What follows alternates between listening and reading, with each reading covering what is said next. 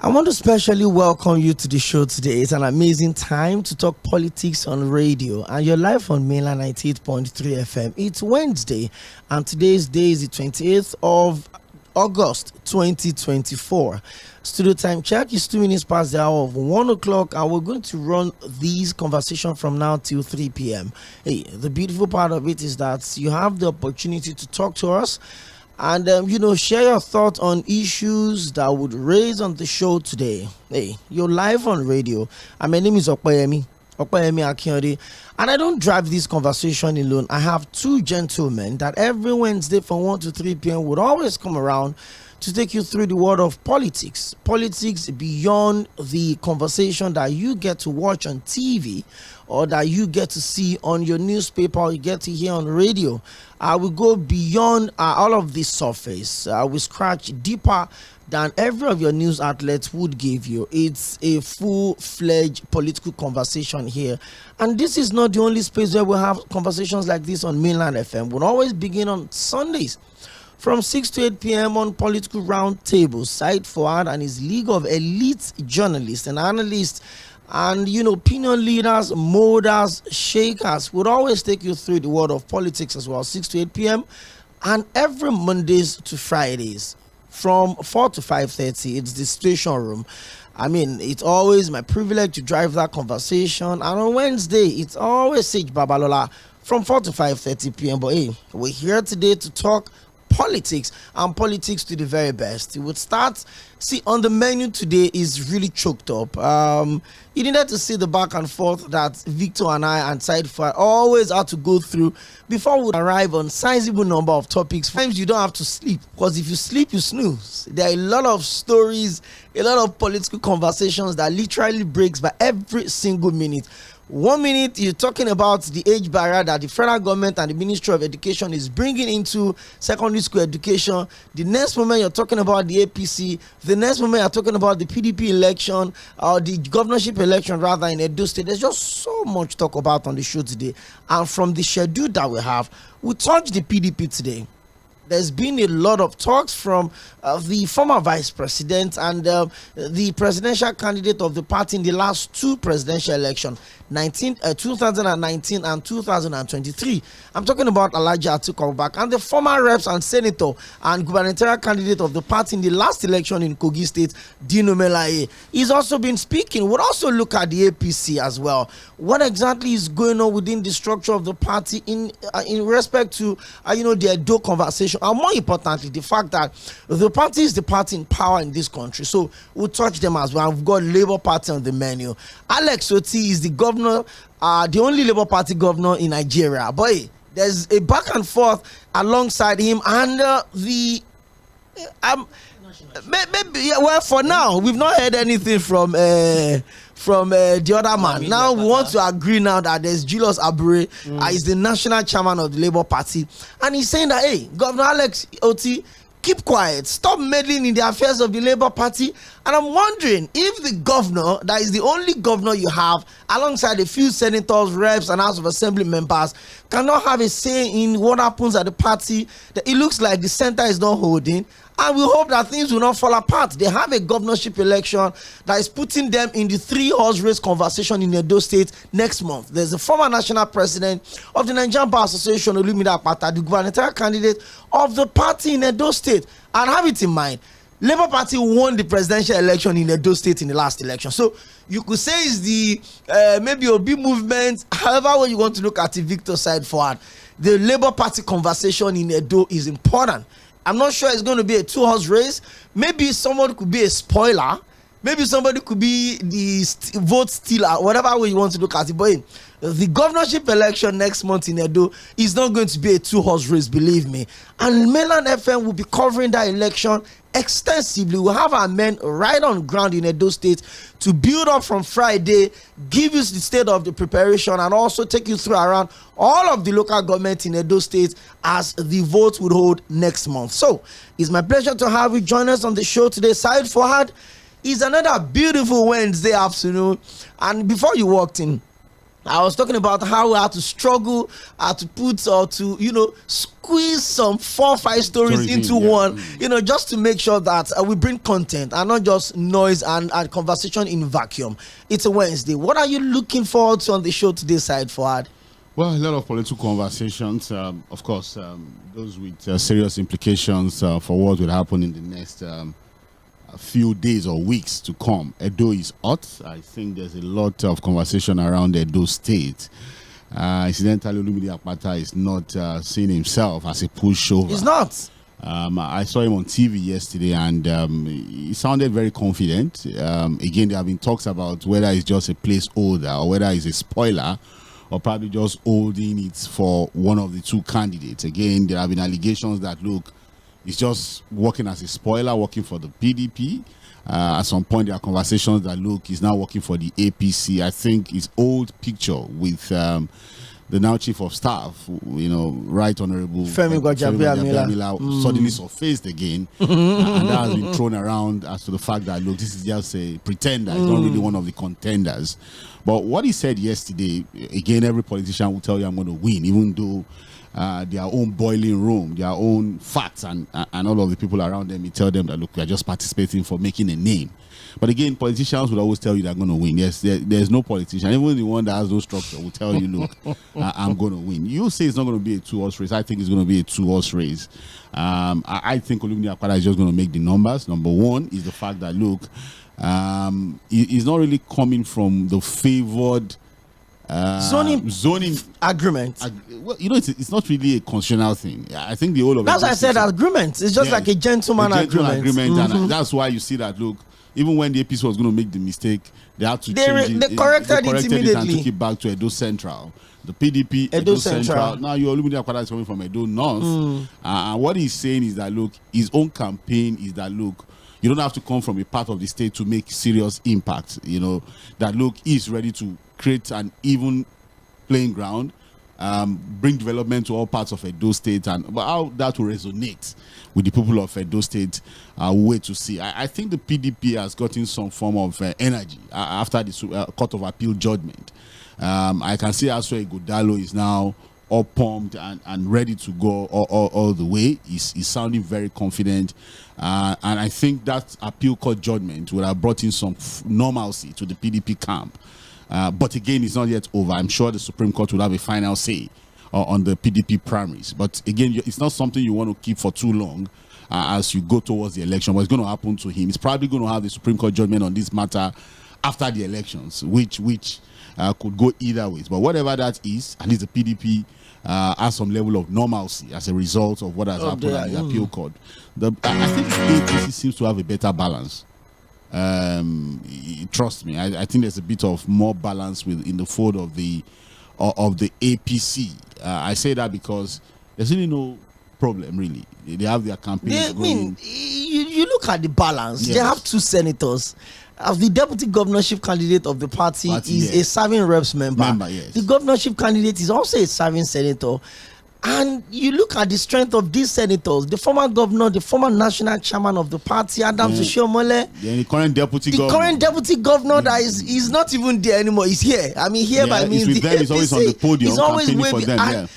The dynamics of Edo 2024 is going to be crazy. And that's why I continue to give credit to the management of Mainland FM for making sure that we don't just take information from the field, that we have men stationed to make sure that we get all of those details. You have to stick with us on Mainland FM. We'll cover Edo in September.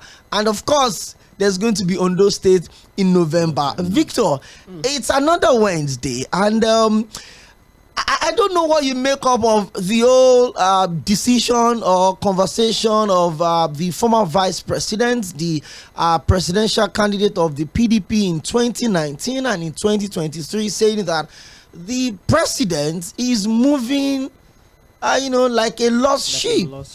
I mean, I see. I've always been worried, kind of, especially when it comes to how the opposition played their role in strengthening Nigeria's democracy. See, about 2 or 3 weeks ago, Sai talked about the 5 key pillars of democracy. He talked about the 3 arms of government. He talks about the 4th, estate of the realm, which is the press, and he talked about the people. But in all of this, the opposition plays a major role. You look at the PDP. Is this the kind of opposition you think the democracy we have right now deserves? Or you think it's about mobilizing the people, making them understand that there's a need for us to have constant conversation on our electoral laws? What do you make of that statement by Alhaji Atiku Abubakar? Lead us into that conversation, and Said Fa will pick you from there. All right, so let me first of all say very, very beautiful afternoon to our listeners out there. And of course, my name is Victor Achibong, and you are welcome. It's your way, to be honest, sacrosanct to what you've just said. The opposition will always speak. Whether you want to believe it or not, they will always speak. That is why they are called the opposition.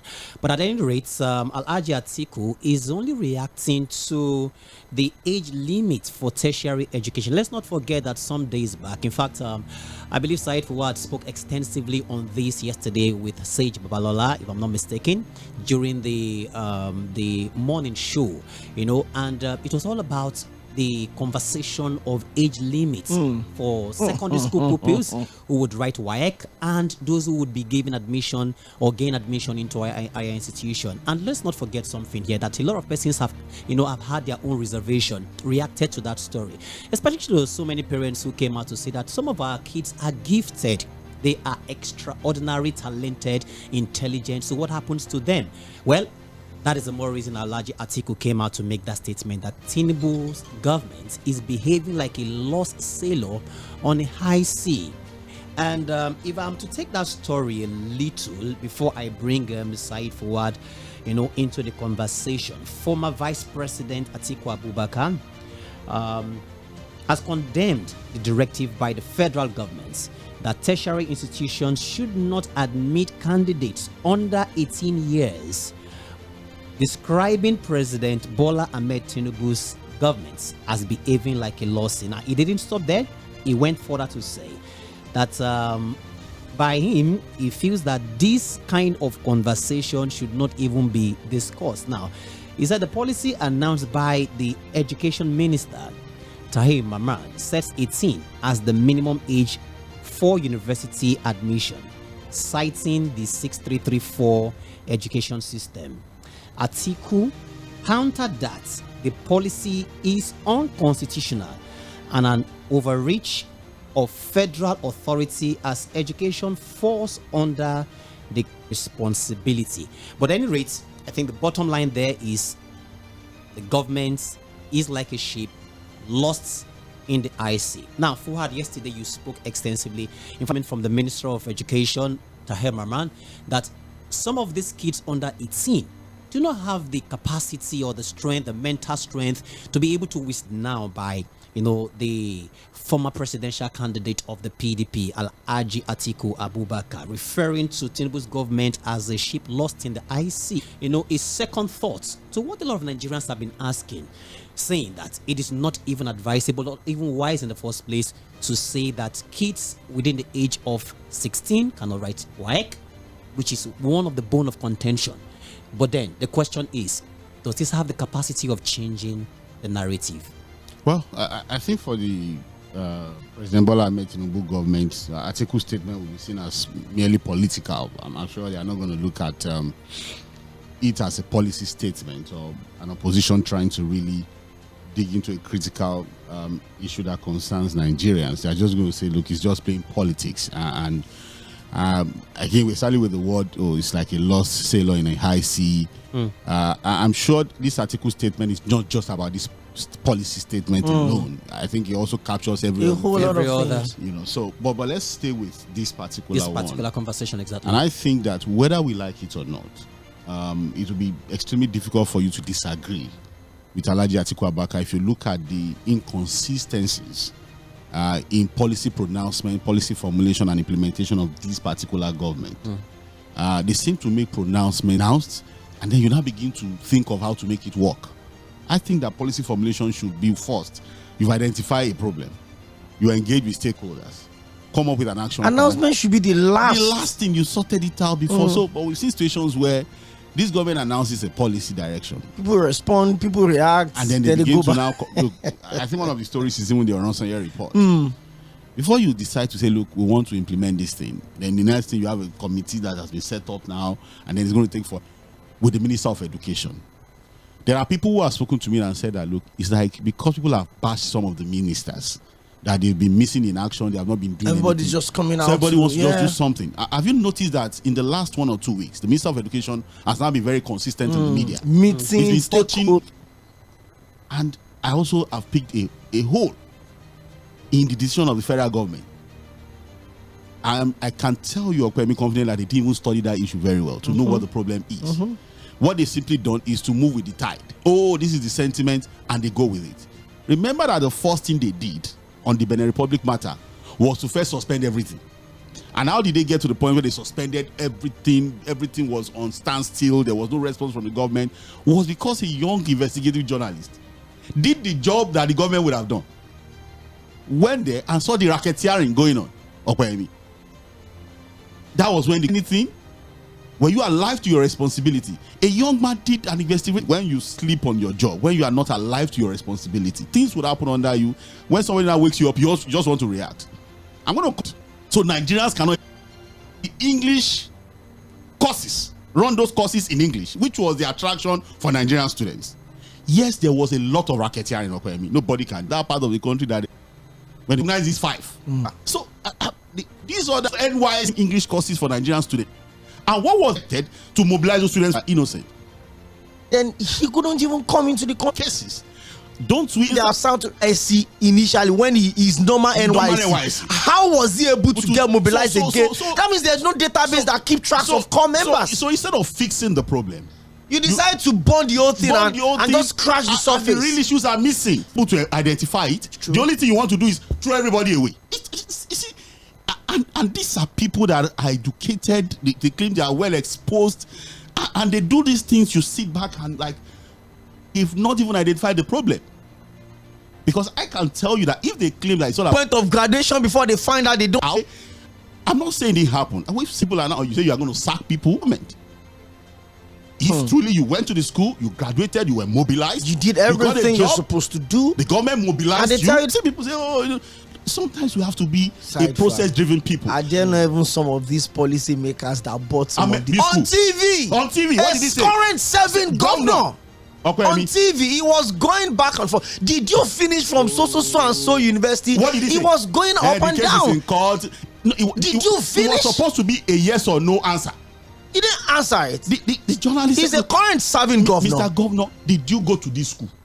Just a yes or no. Oh, the case is, and this was a governor that had paraded the same certificate. These things are everywhere. We've seen private universities in Nigeria, Okwemi, that you ask yourself, this celebrity saying that he graduated and is serving, did he even attend any class?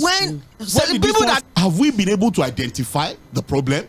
To have been able to fix it? Are there no study centers in this country where people have more graduates than intakes? There, and I think some of the students are already looking at taking up the government in courts and all of that. Now come to the issue of the 6334 Okwemi. And my mind like, is the minister even aware that the 6334, yes, may be a policy document that we say we're implementing, but the reality on ground is not even 6334 again. Whether we like it or not, policies evolve with time. Technology can change things. Okwemi, the pace at which students learn now is not a 6334 thing. These students are exposed to technology. They're very smart. Okwemi, before I touch, and they will keep it in one room before you can even say this is. You knew when we used to go to cyber cafe. A desktop. You go and buy a time. But I'm telling you, so it could take you 6 years. The 6334 could work with that generation, but not with children that are born with smartphones in their hands. They start to learn the ABC, Okwemi, right from even before they start their own names. And these things have been done, it's been demystified. It makes it so easy for them to catch up. What a 10-year-old will tell you now, a 50-year-old will not have an idea of what it is. So are we moving with time? That's what Alhaji Atiku Abubakar is saying. These guys are living in the stone age. And I'm saying that, look, okay, if we're going to be looking at the social aspect of education, it is wrong for you to say that, look, if you are not up to 18, you can't write WAEC and JAM. It is wrong, it is nonsensical, it doesn't even make any sense. As we speak, Okwemi, there are children that are already qualified to write the exam next year. And some of them are just 15, 16. Okay, so when they get to that time, what are they going to do? They should go and stay at home. Time to allow her do screening. Professor Lubai of Okwemi, there are chill government and the way they make policy, the relevance of, and this is not how to run the same policy. And on this one, what we are saying is that, look, if we qualify them to, question will now be, okay, what?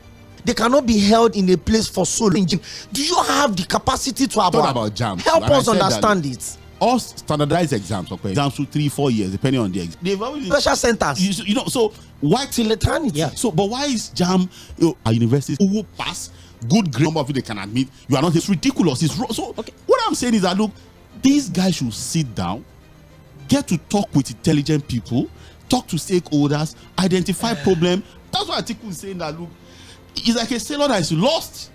They just throw in things and then they rework it. They throw this idea, they rework it, or throw policy statements. They are now thinking of how to implement it. You can't govern a nation like this now.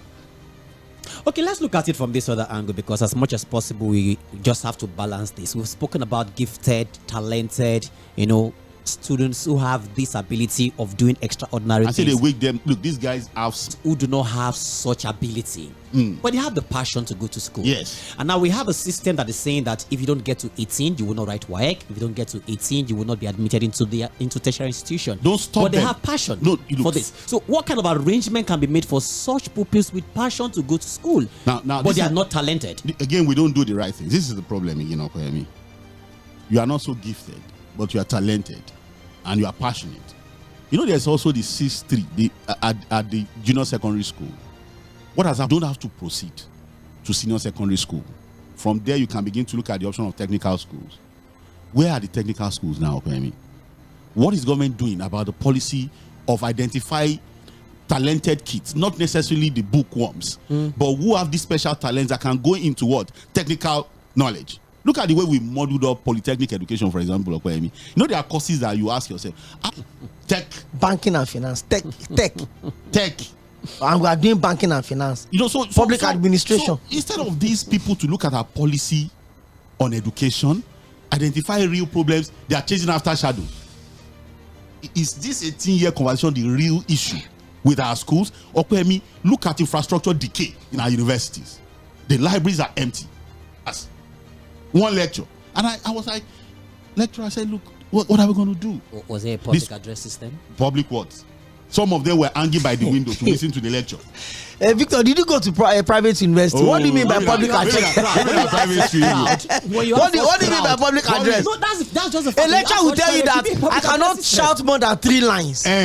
If you cannot hear me, meaning will just be on their own. No, you use Bluetooth. You connect to the people in front. That's why you see. Have you seen stampedes in lectures? Wow. Lecture of 11 o'clock. Some students are coming out. People are jumping through the windows just to be in front to listen, to hear what the lecturer is saying. Hello. So we have these issues. We have funding issues. We have infrastructure decay. We have even our lecturers are tired. Our lecturers are actually tired. A lecturer was telling me, look, how do you want me to mark all of these scripts? How? Just one set, 700. And I have like 4 sets. Yes. I also have postgraduate to mark. Yes. That's supervising postgraduate too. So you want to kill me? So what did you... And that's why, look, we have interns around. Imagine. Mr. Kodwa was telling me yesterday that he met some of our interns. And he said to them, what's the name of your VC? And quite a number of them don't even know the names of their VCs. You have been in school. Internship means you've been there for 2-3 years. And you don't know the name of your VC. They will not know because there's too much distraction in school. The lecturers are tired. A lot of the lecturers now, do you know they just send voice notes? That's it. To groups. That's what they do. Just send voice notes. Lecturers will record voice notes and send to WhatsApp groups. God be with you. And then they write exams. The class rep or the class. Do you know now, that even exams now, the number of exams you now have to write have reduced because of the number. The lecturers can't mark that number.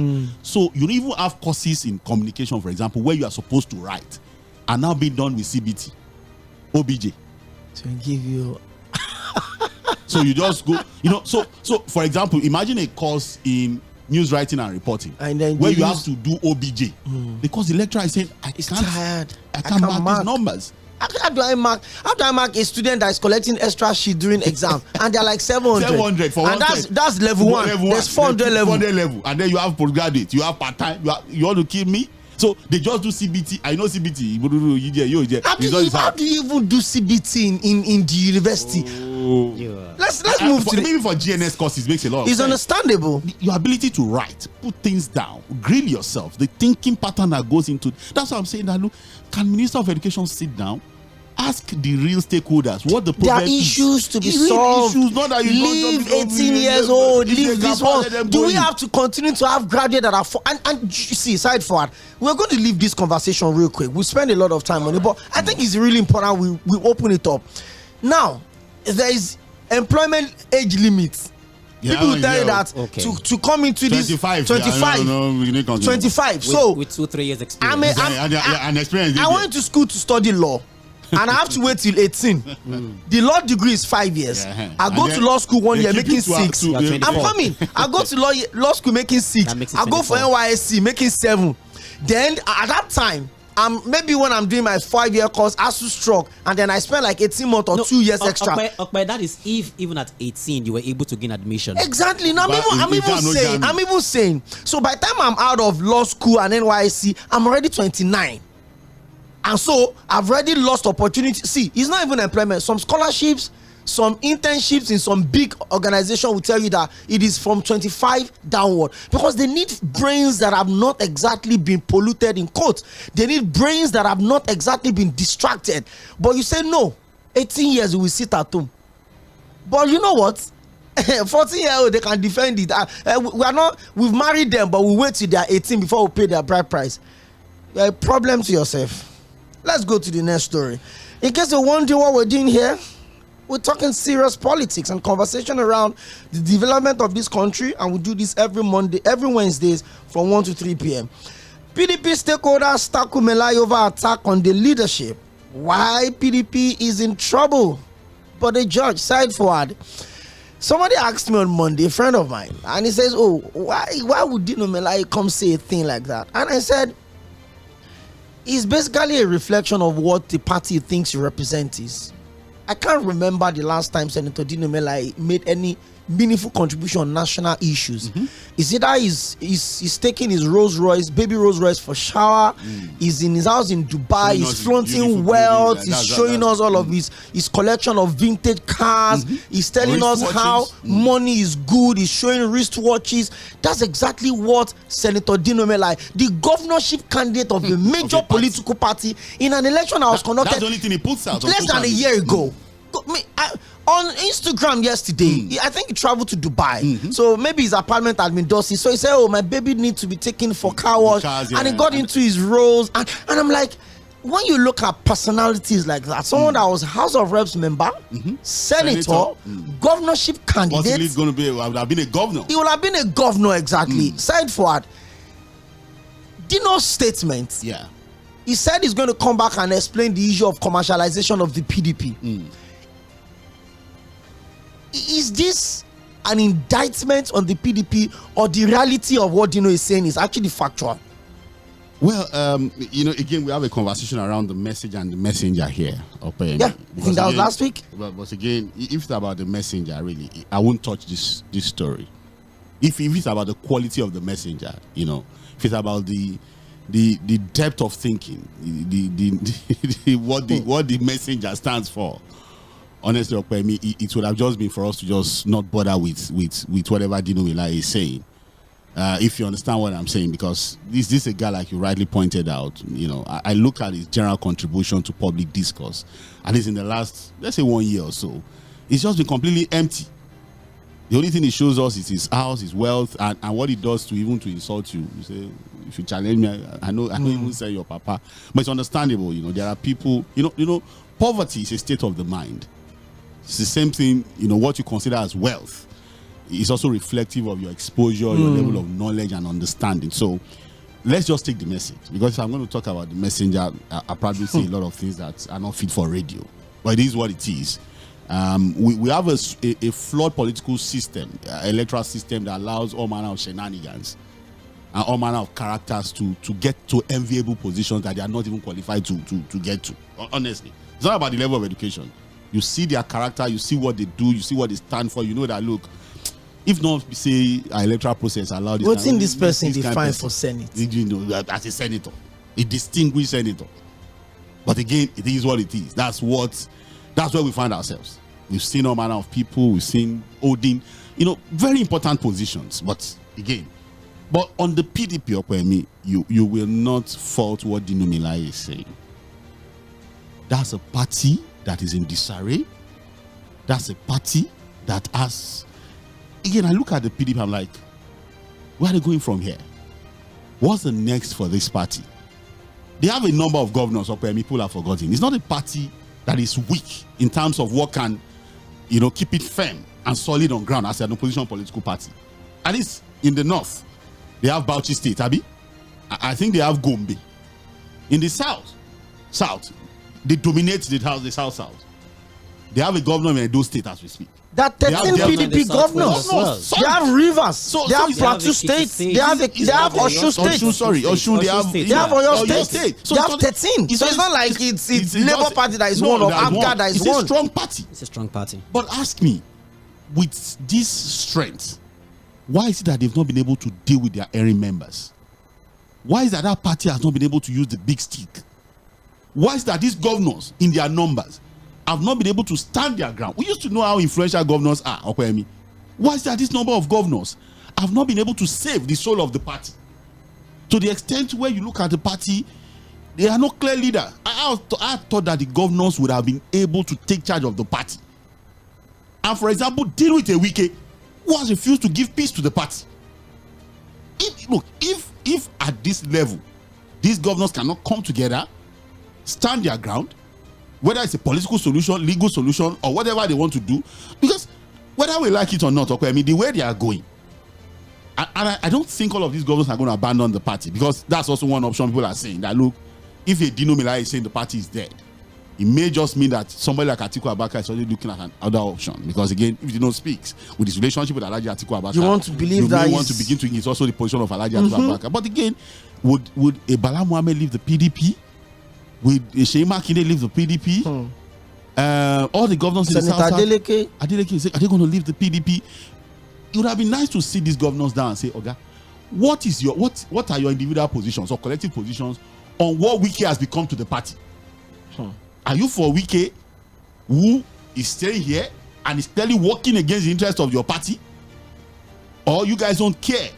How? Because, look, Okwemi, the major crisis in the PDP today is the Wike crisis. They don't have an idea of how to sort it. And then it's difficult for me not to agree with a Dino Melaye that say the party is dead. Because if you ask yourself now, Kwemi, who is that leader in the party now that can call Wike to order? Ugochinyere is also saying the same thing. That look, from the Magon to the going to leave their party to die just like that. Are they all going to leave the party? Why are they tolerating the shenanigans of Wike? Look, Okwemi, the APC will not tolerate 1/10 of what Wike has done to the PDP. Even look at what they did to what's it called now, Ali Ndume. You speak too much, they removed you. If they had the chance, they will unsenate him. They had to force him to apologize. Nobody can remove me. Yes, he went to court. Plenary members. Is Wike all of a sudden more powerful than the entire political party? Governors, with all the governors. They've got 13 governors. A former governor, yes, from Rivers State, has already become more powerful than the Rivers State. State. You kidding me? So it's there for the PDP. If they are really interested in saving the soul of the party, and my fear is that, look, if the PDP as an opposition perform that poorly, under a self-preservationist, they are playing with fire. They are actually playing with fire. But they have stakeholders. The governor, the president, the national secretary, public secretary, all committee. Guys have overstayed. They've overstayed. They're caretaker. Even at the state. Escos at the state level. Okay, how do you put all of that, Victor? About anti-party, but I'm going to work against him, and it comes back to sit. Please, what is more anti-party than that? And it comes back to sit in your board of trustees meeting. CACOS meeting is there with you, and he has already picked appointment with the opposition, and he keeps making statement and pronouncement for your party. Let's get serious here now. So it's there for the PDP. Is this now? Before we leave this, Victor, please. Okay. Side fact: is this a threat to democracy? Because when whether you like it or not, the APC has 20 political parties. The PDP has 13. 13, yeah. ABGA has 1. NMPP has 1. The Labour Party has 1. There are 2 off-cycle elections in the next couple of months. Edo is next month. PDP says they want to retain. APC says they want to reclaim. Ondo State is in November. The PDP says they want to reclaim. APC says they want to retain. These are 2 key states that the APC is solely invested in reclaiming. And this cycle would go until 2027. By next year, we'll have other 3 off-cycle elections. By 2026, we'll have 2 off-cycle elections. Then we'll have the general election again in 2027. If this thing continues like this, are we not tilting towards the one-party system side forward? No. Again, when we talk passionately about the PDP, people think that there's anything attached to it. I've seen people accuse us that we're working for it to just laugh. But what we keep saying is that, look, there is no functional democracy without a viable opposition. Opposition must survive, Victor, for democracy to be regarded as functional, to thrive. And what we are seeing is a situation where the opposition is being decimated quietly, to the extent where there's a possible implosion that will tear them completely apart. We're already seeing a situation where you can't even say for sure where the governors in the PDP are standing. You cannot. You check some. Look at what happened in Oyo State. The governor refused to welcome the PDP presidential candidate of the party. Well, with local government issue, you don't. He's tilting. But the most important thing is that he delivered the state to the opposition. So when you look at everything that happened the last election with what the PDP has suddenly become, it's troubling for democracy, because whether you like it, it's still the biggest opposition. It is. Because again, people that talk about the people's opposition, some people say, oh, the people are going to be the opposition. Look, it is a political party. You still need a vehicle. Yes, you need a platform. For you converge on the platform to be able to push any opposition agenda. Even if it's going to be through the ballot, it still has to walk through a political process. Party. And the party has to be the structure by which you ventilate your ideas.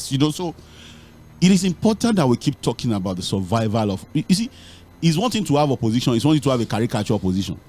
In Lagos, where is the opposition in Lagos?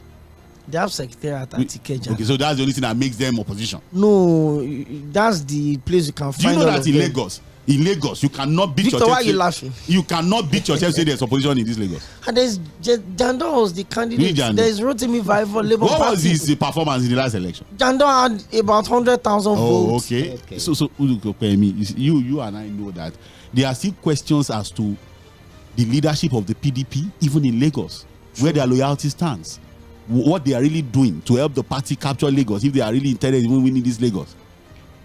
And that's why in Lagos, there are things that you want to question about leadership in Lagos, and the opposition is completely missing. We had the Jimmy Agbaje era for almost 3 times. That one will lose election, go and sit down somewhere. He just comes out FIFA World Cup. He comes out He just my customer. And that's been a consistent pattern. Since Jandor lost that election, what has he been saying? He's returned to his office in the only thing he tells us, shows us on his page now, is his business dealings.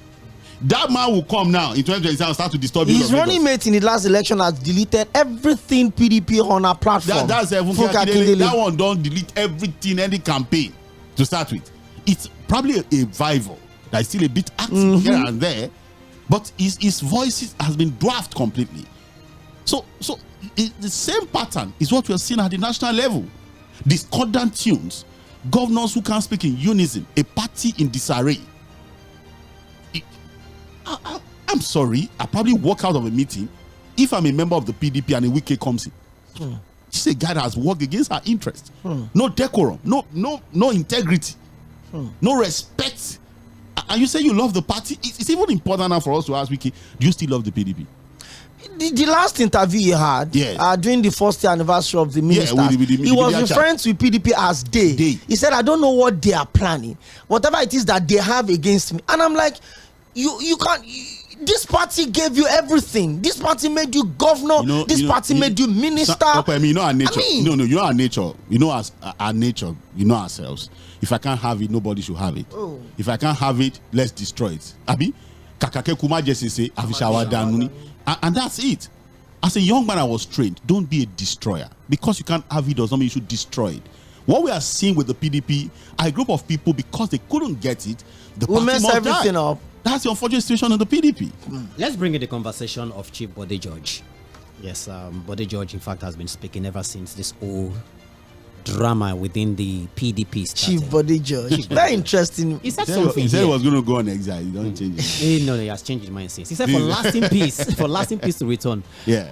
party stakeholders must undertake an unbiased post-mortem analysis of the immediate and remote causes of what led to crisis before setting up a reconciliation committee. Now, Chief Bode George said this while speaking during our television program on the topic national reconciliation and discipline in the PDP. And he also said something here, that there is no chance in the world that the chairman of the party will come from the same zone as the presidential candidate of the party. Now, that was where the disagreement started, referring to the PDP now. And they didn't handle it well. That was why we went to war, divided, and of course, divided. How will we not be defeated, or it be a defeated house? Now, he said something that we could prevent that from happening. And as we are now, there is no solid opposition to counter the lackluster or non-seriousness of those in government now. We are busy fighting ourselves. Now, he also made this statement that currently there's a concept recently from the Democratic Party in America by President Joe Biden, referring to Joe Biden. He noticed that he has come of age. And decided to do the right thing, yeah. But if you go back to a particular statement he made, that the presidential candidate coming from a particular zone, the chairman coming from a particular zone, and that was where the entire problem of the PDP started up to now. How do you put all of this together? Also going with the fact that he made mention of the new concept in democracy coming from the Democratic Party of Joe Biden stepping down for Kamala Harris. With all due respect, Victor, to Chief Bode George, our father is a Lagosian, highly respected. He's been economical with the truth. He's been economical with the truth. The idea of the chairman of the party, not people give for the survival of the party. And that's why sometimes, no matter what you think about the politics of Asiwaju Bola Ahmed Tinubu, he's one politician that understands when to fight and when to retreat. Okwemi, if you remember, when Buhari came on board and there was the NPDP, the CPC, and the AC joining together to form the APC, there was going to be someone that was going to tear that alliance apart. And that was going to be the choice of who was going to be the running mate of Buhari at that time. Of course, in the cards would have been Asiwaju Bola. He wanted it. He wanted it. It was an open secret. But that was when there was this so much talk about Muslim tickets. Oh, they were coming to Islamize. Of course, Buhari was coming with the baggage of being an extremist, quote and unquote. But he was always coming with numbers. But that was CPC had over 10 million. But that was an issue, and at that time the APC didn't want to joke. They didn't want to take the chances. Because they saw that they had the chances. It's just about fielding who gets it. But again, the risk of losing out because of fielding a wrong ticket with that religious sentiment. Tinubu stepped down and said, "Oh, okay, Pastor, push it on. Put it on." Can't we have the same spirit in the PDP to say, okay, for the sake of the party, let us first work for the victory of the party at the polls, then come back and fix our problem. Look at what Tinubu did after the primaries. He told them that all cases in court from APC should be dropped. Let's work. Another issue of concession, when you love your party and you are strategic and you are thinking, you are not just killing it because you can't get it. When the APC took over in 2015 and Saraki faction came up, took over everything, the assembly and all of that, Saraki brought a PDP man as his deputy Senate president. Against the interests of the party. What did they do? They retreated. Yes. Stayed calm. They allow him do what he wants to do. They didn't continue tearing the party apart. No, let the party survive. Rework your strategy. And do what? And know when to act and strike. But what they did was that, hold on, let us still ensure that this party remains, get another victory at the polls, and then do the right thing. But what the PDP is doing now with all of the agitations and what Wike is throwing around is a man that is working to tear and kill the party, not even seeing that, look, if the party survive, it might still come back to me. It's possible. True.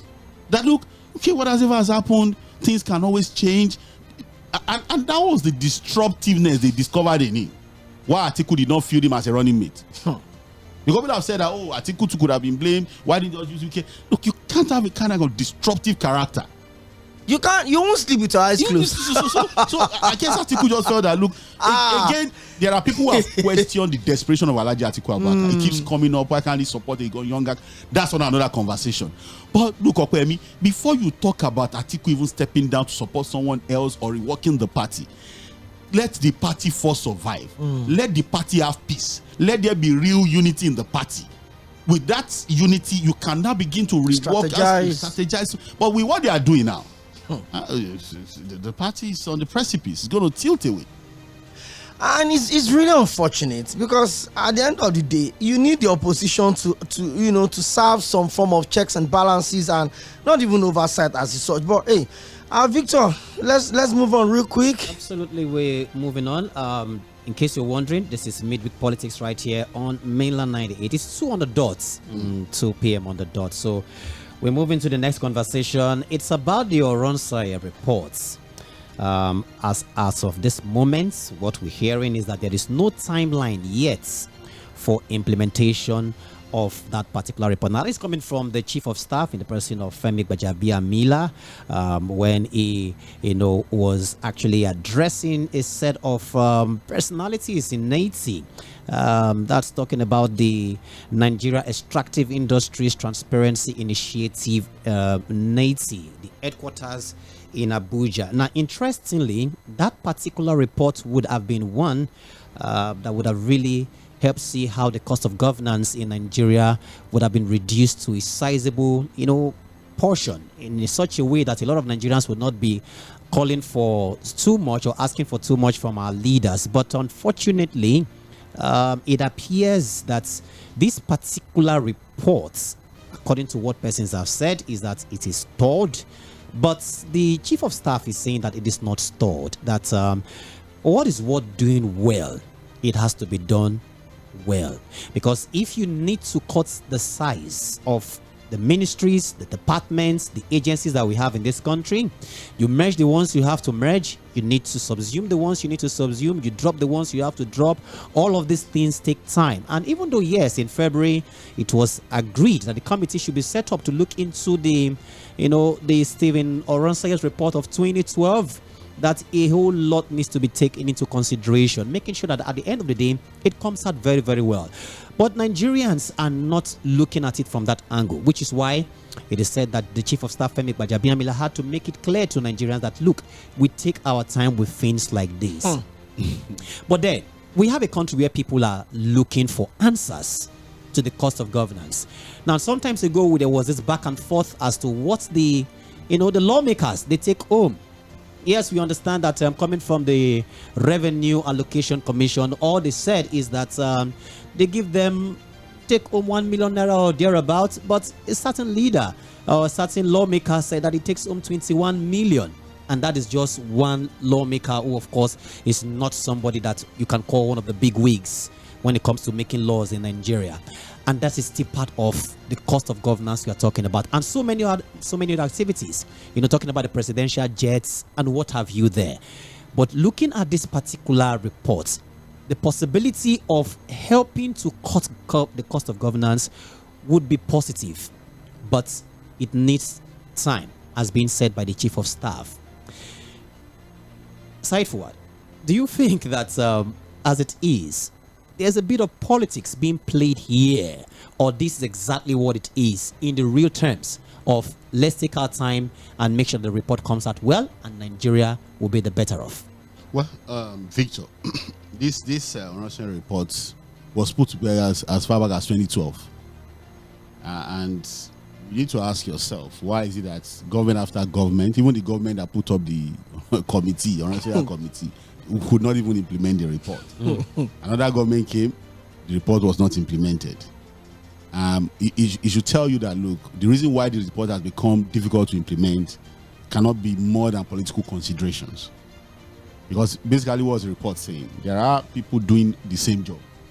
There are MDAs, agencies, parastatals. Duplicating responsibilities. And so you just have a situation where so many wastages, And I don't think anybody had forced this government to want to adopt and accept the implement responsibility. the Oꜰ report. Nobody forced them. They did it themselves. They themselves willingly announced that we're adopting the report. I think it was even never part of their campaign promises. It wasn't. It was never in their manifesto. But again, in the usual manner of wanting to get people excited. If you look at the report, there was this when they use motion without movement. There have been a lot of motion without movement on the Oꜰ report. You set up a committee, they issue a white paper, blah, blah, blah, it ends there. Nothing happens. So if this government on its own, if not that they just want to get people excited, just make the headlines, they said, look, we're going to implement this thing. And a committee was put together and 12 weeks was given. Come up with what? Workable plans. And instead of us beginning to see a government that was moving towards implementing the report, they did something that was completely at variance with the recommendation of the report by creating the Ministry of Livestock, additional ministry from Ministry of Agri. Somebody that said, I want to merge and reduce and had formed a committee to come up with recommendation to implement. What were the templates given to the committee to work on? Work with. What did they still call this? The mode of operation. What did they give the committees? I know that there were already recommendations as to the ministry that will be merged, blah, blah, blah. Basically, what the committee was supposed to do was to just come out with a framework that will make the implementation seamless. Now, the 12 weeks has gone. Only for the chief of staff to tell you that, look, there are no timelines yet. It's indefinite. And that's why we keep saying that, look, let's have the political will to do the right thing. Don't just make statements to make headlines, to get people excited. Oh, they talk about it. And then when critical questions are being asked, the so-called megalomaniacs of government will come and throw that in to puncture your argument. No, didn't you hear that they said this thing? What are you sure they will implement this thing now? Okay, I remember when we're talking about our refineries and when they will work. Remember, they will tell us, "Oh, we already have a 20% stake in Dangote refinery. You don't need to complain now." Only for us to wake up and know that they didn't even do 20, up to 10, they didn't even take up to 10%. 7.2%. And the same thing happens with elder policy announcement. Somebody was reminding me recently that maybe they said that we are going to see rise of 40,000. Okay, okay. Somebody reminded me, you guys, I say, but I remember that recently too, they said people will get rise of 40,000. I don't know if anybody has got it. Maybe Okoyemi has seen it. He's not telling us. Okay, you know how to. Maybe you don't see point that you don't keep quiet. I'm not even. You're not a fan of rice. No. You prefer beans. I'm not saying, So again, let's get serious about these things. Nobody had put a gun to the head of officials of this government to make this pronouncement. Make this pronouncement. It's obvious that it's a very difficult one to implement. The reason why from 2025 to date it was not implemented will tell you that there are a lot of political factors, political considerations, and implications. So maybe if the political atmosphere is not conducive enough to implement it, maybe they should have waited to maybe if they got a second time, maybe that atmosphere would have been better. But for you to make statements and then now give an indefinite timeline is a bit ridiculous for me. So just for the purpose of emphasis and maybe for refresher now, these reports, if it is implemented, what would Nigerians and even Nigeria stand to benefit, to gain, to talk about, just for emphasis purpose? No, it will just cut down wastages. Okay, just one example, I'm sure, so that we can move to other stories. Okay. The Diaspora Commission, for example. Okay. Why can't that Diaspora Commission be a Ministry of Foreign Affairs? Ministry of Foreign Affairs. What exactly is the Diaspora Commission doing? When there's a Ministry of Foreign Affairs. People have even asked the question, okay, ICPC, EFCC. What are they doing? Remember that there's even an anti-fraud unit with the police. Yes. That does the same thing. Yes. That these two agencies are doing. Two agencies are doing. They do the same thing, basically. So you have ICPC, and that's why sometimes you don't even know where jurisdiction ends for the two agencies. That's why there's always clashing. Sometimes and you don't even know which one is. Out till today. What is VIO and road safety? What is the difference between VIO and road safety? In fact, you know that the road safety was created as a traffic unit of the police. Yes. So again, it's just to cut down wastages, duplication of duty, and when you cut down on this bureaucracy, this duplication of duty, it also helps with efficiency. Because you have sizable number of people you can work with. So there's a lot to benefit, and Steve Oronsoya did a fantastic work, putting up this report. That committee did a wonderful job. But why do we even allow people? Why do we set up committees? Allow them work pay them, submit reports, and then we just keep the reports, and then we don't even make use of the reports. Shall we start to list the reports we have? Do you know how many billions was spent on the national conference? Each of the participants, do you know how much they were earning every single 12 million, I think so. Yes. Where is the report of the national conference? Still gathering dust somewhere. What exactly? So why did we spend billions of taxpayers' monies for that national conference? No, again, the political will to do the right thing is what is lacking, really.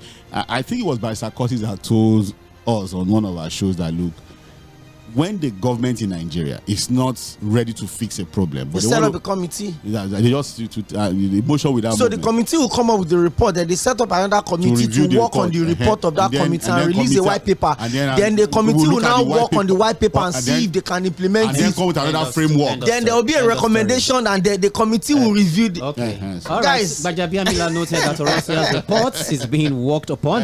Yes, we have been talking about it for months now, but anything worth doing is worth doing well. He further explained that the complexity of the process requires careful planning, adding that a committee has been established to review the reports. That's the committee there, and finalize the details. Okoyemi, over to you. Yes, quickly, let's just run through the last one like a flash. Stop meddling in Labour Party affairs. Abureh warns Alex Otti. Dr. Alex Otti. Side forward, we talked about the PDP as the largest opposition, but if I had to do it based on the federal election or the presidential election, the results, the margin of second and third was less than 1 million. I think the PDP had about 6.9 or thereabout. Labour Party had 6.1. So you can admit that based on that scale, the Labour Party also didn't have a bad showing. Of course. As it is, they have more than 10 senators, they have more than 40 House of Reps members, and they have a lot of House of Assembly members, and they have a sitting governor.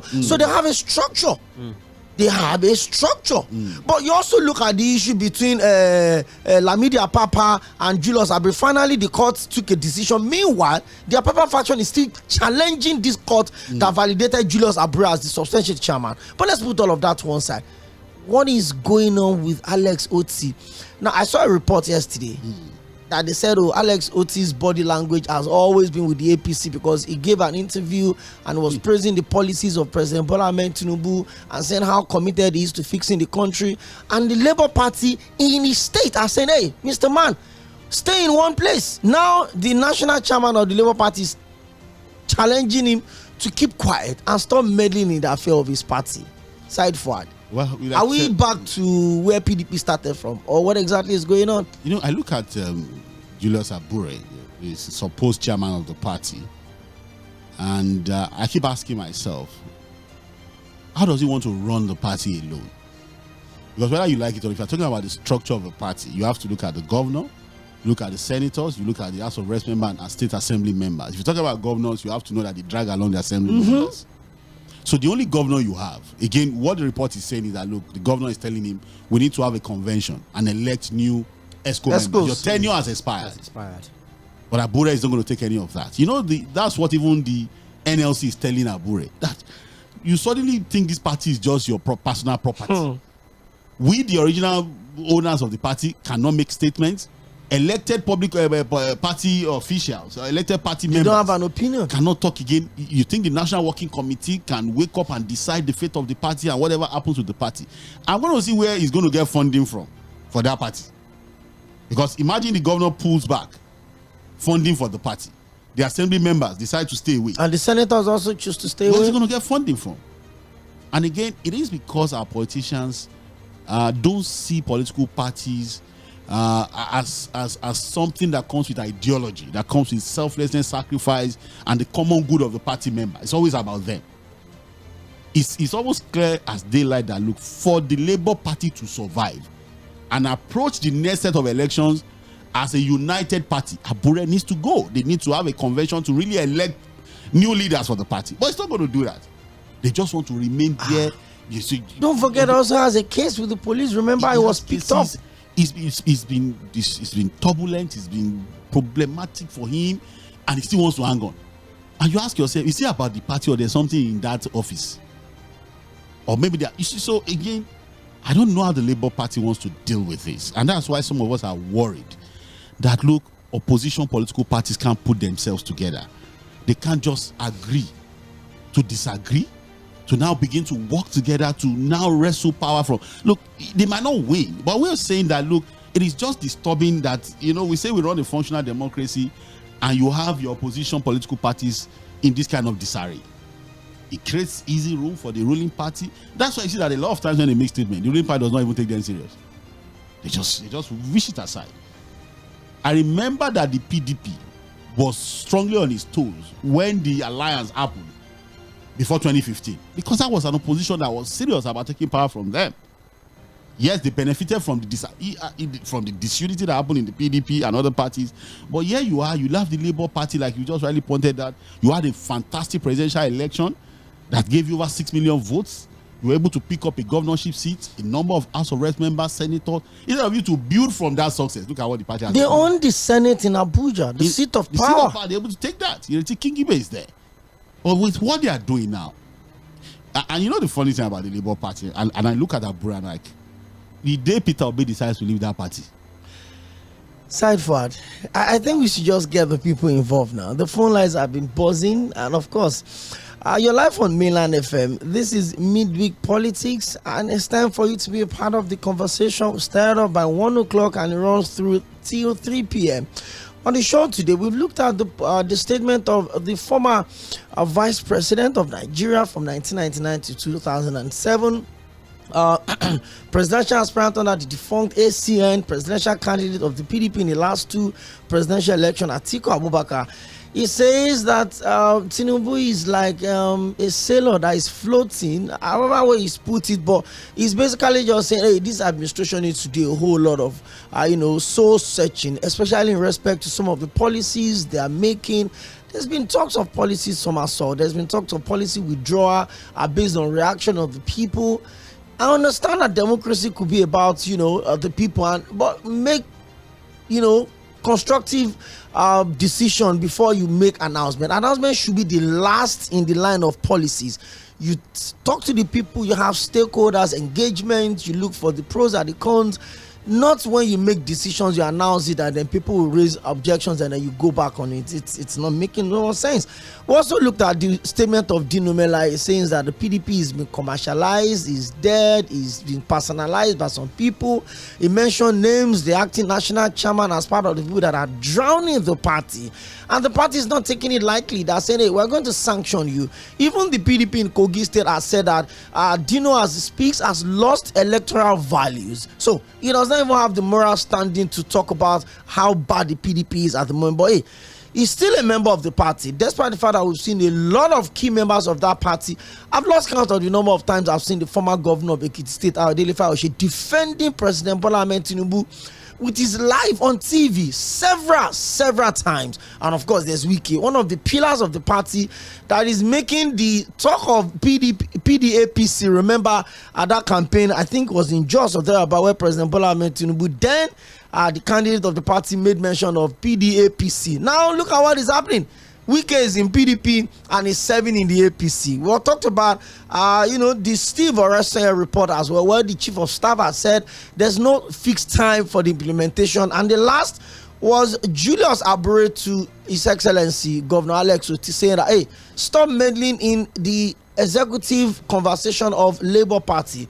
But guess what? The governors are supposed to be the leaders of the political party. So who pays the piper dictates the tune. Let's have you join us. Go on facebook.com. We're streaming live. We've got loads of messages. Victor will handle that. 0913-600-0430. That's the number to text. 0913-600-0410. That is the number to call. You're live on Mainland FM and it's Midweek Politics. Hello, good afternoon. Thank God. You see, you guys, well done, sir. Thank you. I would enjoy and happy when you are celebrating about all these people. See, it's just like a football team. Can you tell me your name and where you're calling from? I'm not saying on the line. Okay.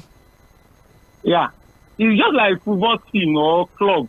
They can turn to any party. Let them forget PDP is gone. No.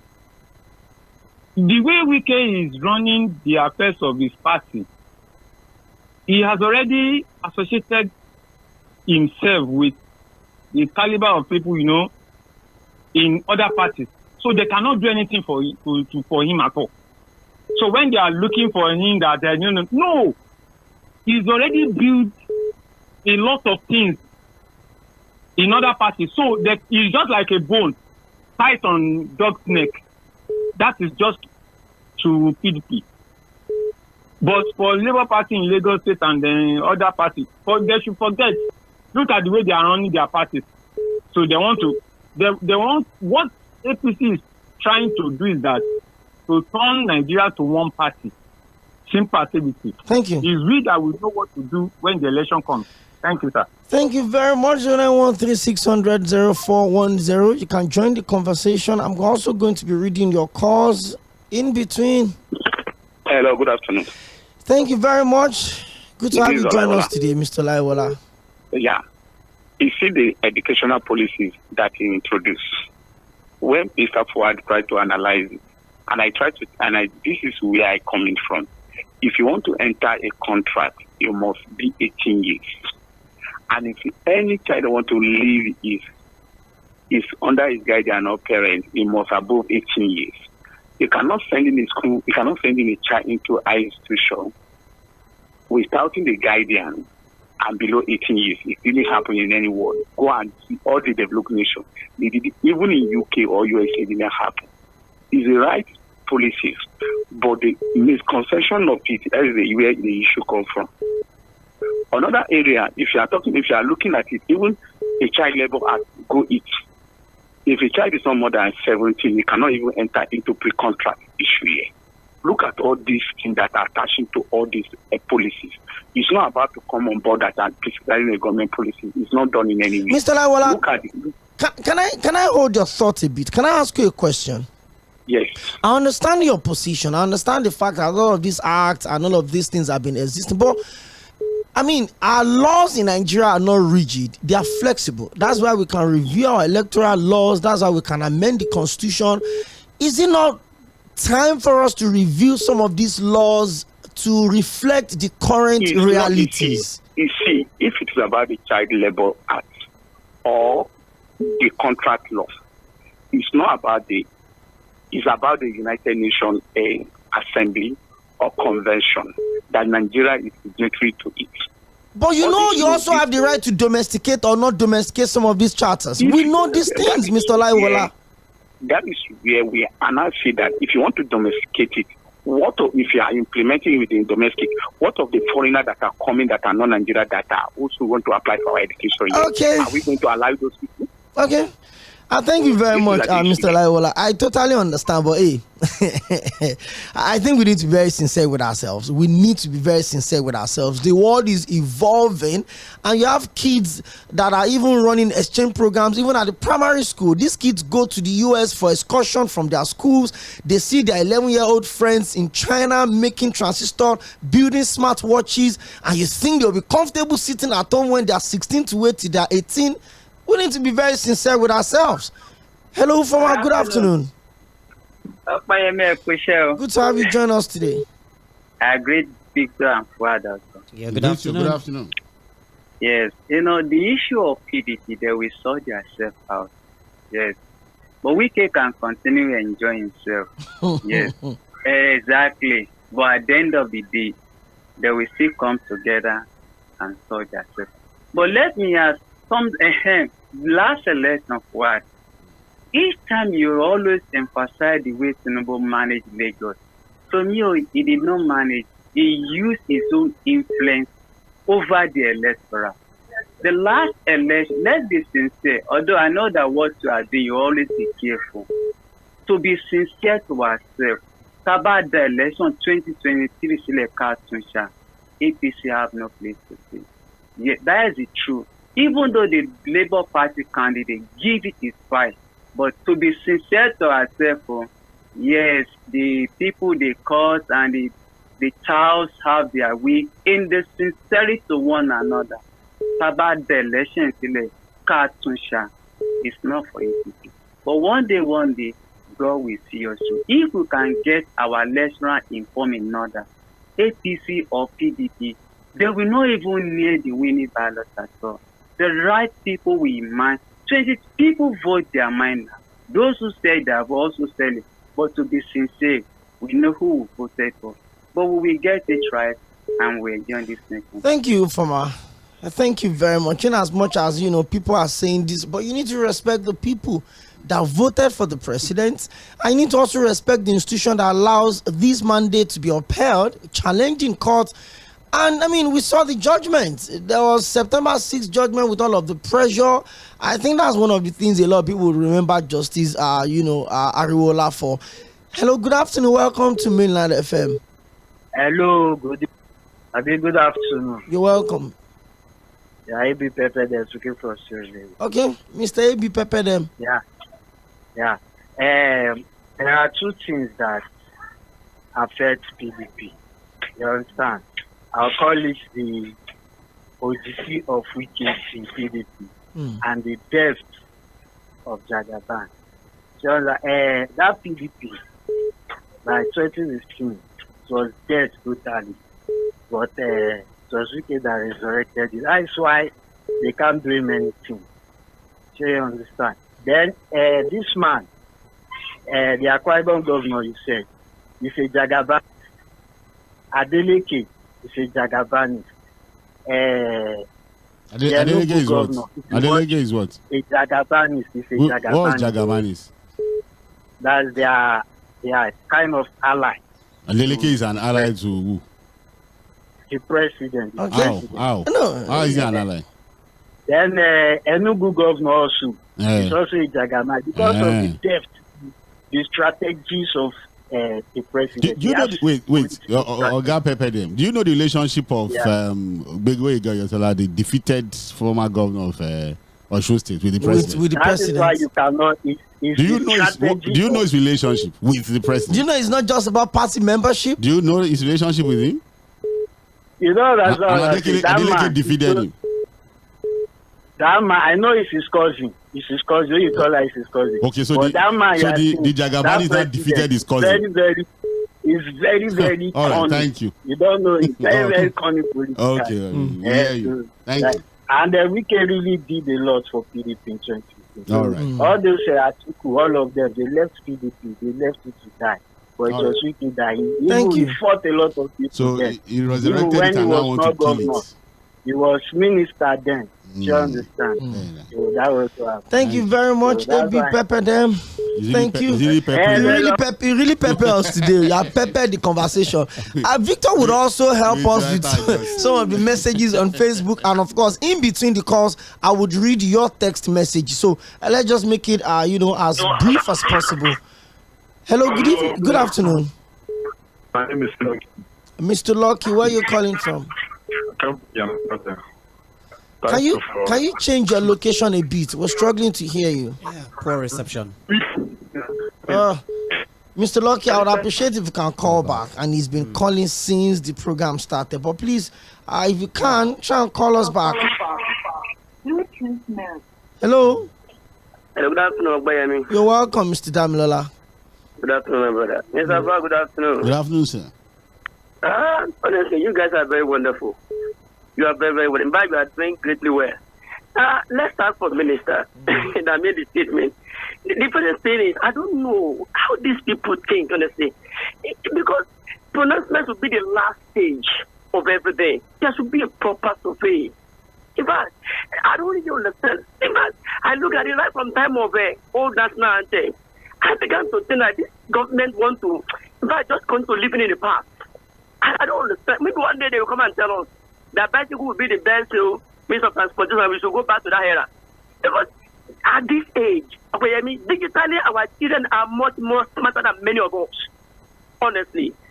And the way they are actually going, you can't stop them. It's a modern age. So now, the area of until your hand touch your ear, or in fact, approach your head, I'm gone. I was 30. That was there, not now anymore. Honestly, you see, the children now, they like from age 1, 2, they speak good English. You'll be wondering, are they being actually taught in the womb? So the ministers to go and sleep and have everything. Please, if the world is going forward, we don't need to go back. We are not back. We are not permitted to go backward. We're supposed to move on and go ahead as well. That statement, if that person actually will stay, I mean, it will affect many things. Not only even the NYSC, even GS3, even primary 6, even all this, everything will be affected. This will go and have everything. And on PDP, I think they have a lot of disciples, like, let me say, Judas disciples in that party. If I agree that yes, party is dead, probably, because the thing is that Wike I think Wike has become a demigod. We have been talking about Wike long ago. And the funny thing is, what PDP is doing to actually remove all these members, just express them. The party will stand, let it stand. The party will fall, let it fall. But do the needful. It is part of our democracy not to have a competent opponent, competent opposition party. It is not good.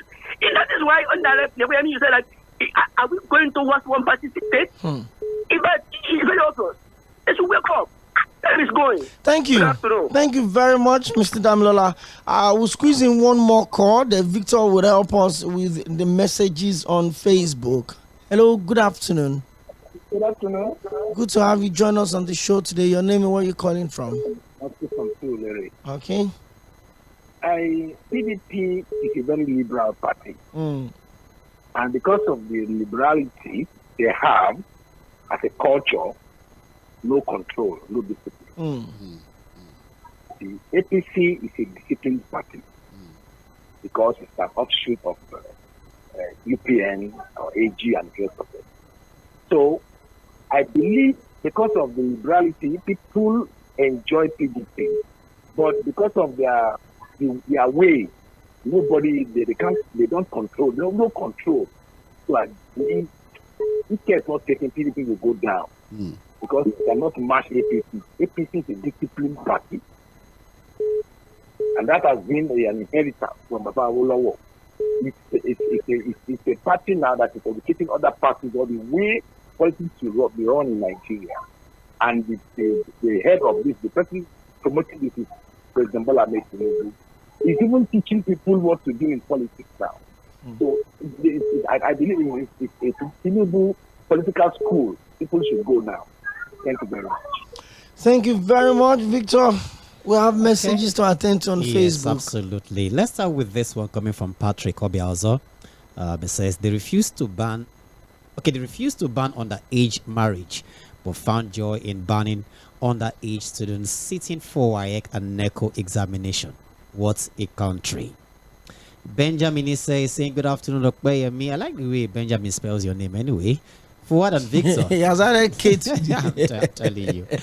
He said, God bless you all for the good work you are doing. Can I suggest 3 of you visit Abuja to sell all these ideas you are rolling out to the people in charge for implementation so that Nigerians can be delivered from some of these ministers that have run out of ideas? How can a minister of education placing age limits of accessing university education in a country where we are having over 2 million out of school children, where ASU is threatening strike again after 8-month strike in the previous administration? Due to underfunding of the public universities, the Minister of Education should not major on minor and minor on major. Benjamin from Shogunle, thank you for that one. This is coming from John Bernard Oyi. John Bernard Oyi is saying, good afternoon, Mainland FM. Even Dino Menlaye, that is of a celebrity than a politician, is telling the gospel truth. PDP is going down every day, because I can't understand why they are still keeping Wike. Kabiru Adigbenro is saying, good afternoon, my dear brothers. What positive contribution did Dino Melaye give while in National Assembly? All he loves doing is to flex around with money he made from our money. God bless my country, Nigeria. Thank you very much for that. Bright Samuel is saying, I thought this 18 years was the legal year, or the legal years for Nigerians to become adults. 18 years is when you can have driver's license, etc., and apply in everything, including school. But if it's not a law, then let 14 years have driver's license. Right, Jam? etc. PDP should expel Atiku and Wike. If not, PDP should not try to suspend Wike. Atiku is a real problem. not Wike. Atiku is a political. Let Atiku and Wike leave PDP. At any rate, there is no way they're going to give a 14-year-old a driver's license. It's like you're already writing your death. Are we talking about driver's license here? No, in fact, I think it was just trying to make reference to the age here. We're talking about children going to school. Not driver's license. That Dayo, thank you very much. It's quite a very long message, but I appreciate the fact that yes, you made some valid points there. Thank you so much, Dayo, for your consistency. Engineer Prince Issa Mustafa is saying, afternoon, guys. Well done. Can we please have a conversation on why people are very good and have all the solutions to Nigeria problem before given the opportunity, but once they are elected, they begin to change the WhatsApp group. They begin to be clueless. They change the WhatsApp group. WF Chills Uluwatosi Williams is saying good afternoon, Mr. Fuhad, Mr. Kwame, Mr. Victor. It's unfortunate that the PDP is in a state of disarray. There will be no peace in the PDP until Nyesom Wike is expelled from the party. Victor, he said until the virus called Nyesom Wike is expelled. I respected my sound. I respected my sound. I mean, is his position. That's his position, true, and that was exactly what he said. That until the virus Wike is expelled from the party. Political virus for the party. That's what they say. I wonder what Wike is got on them, on the Labour Party. I want you guys to know that Julius Abure's time is numbered. Without Obi, Labour Party is nothing. 0913-600-0410. Thank you, Victor. And I'm sure we're still going to come back to Facebook because for each refresh, there's always new comment dropping. So you can also drop it there in case you're struggling to connect on the phone lines. Hello, good afternoon, Obi. Hello, Fuad and Victor. This will be connected. You're welcome, Obi. Fuad, whenever you're on in a program, I don't like calling because you're always on point. There's no need to keep myself. But why? There's a reason for calling. You see, sometimes we have selective amnesia, most of us, You see, we're in a country. You see, these ministers, they just make a lot of mistakes. Why didn't they start anybody entering kindergarten now?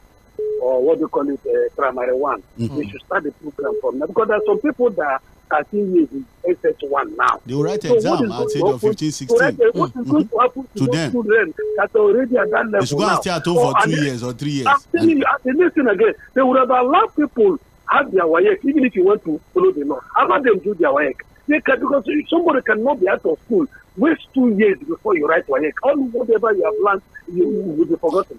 Allow them write the WAEC. Even entering university, yes, somebody could be learning, vocational jobs and things like that, And for me, Nigerians, I don't understand why people are marrying 12 years, 13 years old children. And they're not taking of it. And now people that are 16 years, they say they cannot enter school. So when people should think of all these things, I don't know where these are politicians are coming from.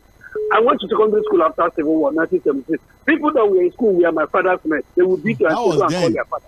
Yes, is that what you want to start again? Is that they would beat you hell out of it and call your father? Our seniors, white baby. Our seniors, very old men. That was dead. I'm not going to take you up on myself. All right.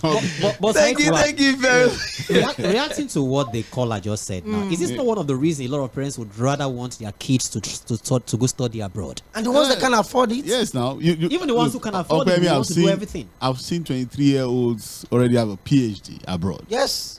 Yeah, Yes. smart guys who, run through the system. And that's why I'm saying that, look, they need to understand that, look, you have to work with, what has evolved over time. Things have changed. The realities are changing. The learning process has gotten easier for these kids. People have access to millions of educational materials. Then it used to be chalkboard. Yes. You write chalkboard.